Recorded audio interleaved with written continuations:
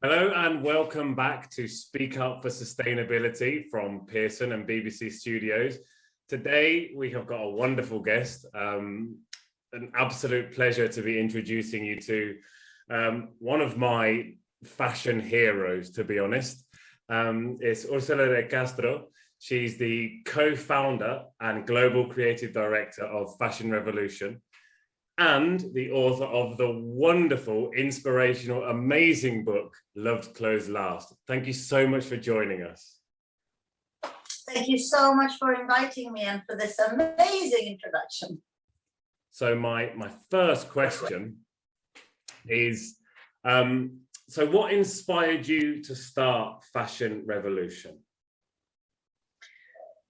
A really long journey waddling in waste. So my origins are as designer. That's why you will see that I have the title Global Creative. That's the important word, director, the least important, I guess. But yes, I'm a creative. I was a maker, I was a fashion designer, and I was by choice producing collections made with fabrics, materials, and clothes that were already there. So nothing new for me.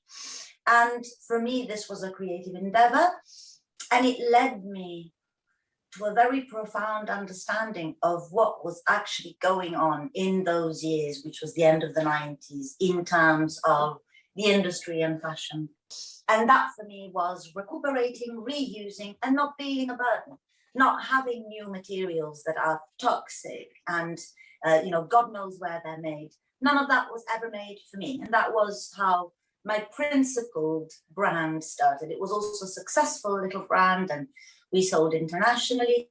That led me to become the co-founder and co-curator of a very important initiative, which was called Estetica, which was the first sustainable fashion area bang in the middle of London Fashion Week. Now, in those years, we're talking end of the 90s, early noughties, London Fashion Week was internationally known as the most exciting place where you could get fashion. It had the best designers. All the young kids that were in New Gen at the time ended up, at the helm of all of the mega brands that we know now. So the marriage of this creativity and yet the understanding of where this industry was going and how unstoppable it would have been unless we'd provided some tension was what inspired Fashion Revolution. It comes from a place of love, a place of really wanting to see change. Fashion Revolution now is the biggest fashion activism movement in the world. We have a presence in over 92 countries.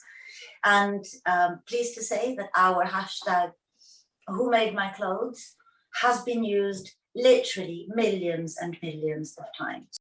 What are some of the issues with fast fashion?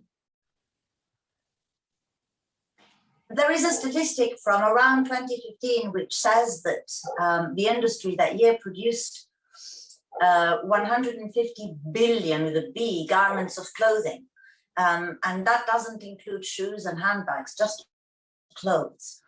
In a nutshell, to answer to your question, the issue with cheap fashion is volumes, but its real issue is also the narrative that tells us that these clothes are so badly made that it's not worth repairing them. That there is not just one single source for this lack of dignity and this lack of sustainability. It is a whole industry in all its ramifications that is a part of the problem. I've got a white t-shirt that I bought. It was from a fast fashion outlet when I lived in Australia in 2009, and it's still white. So I must be doing something right with that one. But totally, and this is really, really important, because the narrative that fast fashion is so badly made that we can only throw it away is the most dangerous I have ever heard in the last 20 years. It's not only insanely patronizing over the people who make those clothes, but it effectively has condoned anyone wanting to throw clothes away for no reason whatsoever. So yeah, your book has really inspired me. I want to know how I can then go on and inspire others to do the same. I mean, other than letting them read the book, which of course I will. Well, you're doing it. So what's a trend? Trend is somebody doing something that you like and you want to follow them. At the end of the day, that's all a trend is. So not that I want to say that this is trendy, because I firmly believe that sustainability has been trending for billions of years, or we really wouldn't be alive. But the act of doing something in a way that is both useful and pleasurable, inevitably, you will find that people are going to want to follow. So in my case, if it's worked for me, I really do believe that you know, to bring people along is incredibly important, because we can't expect this to be functional only on an individual level, but the individual creates their collective.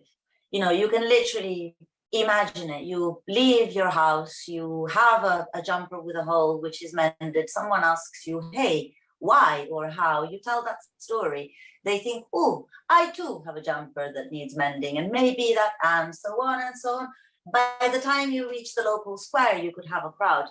And that to me is the power of the individual that is capable of making their actions interesting and you know, exciting for others as well.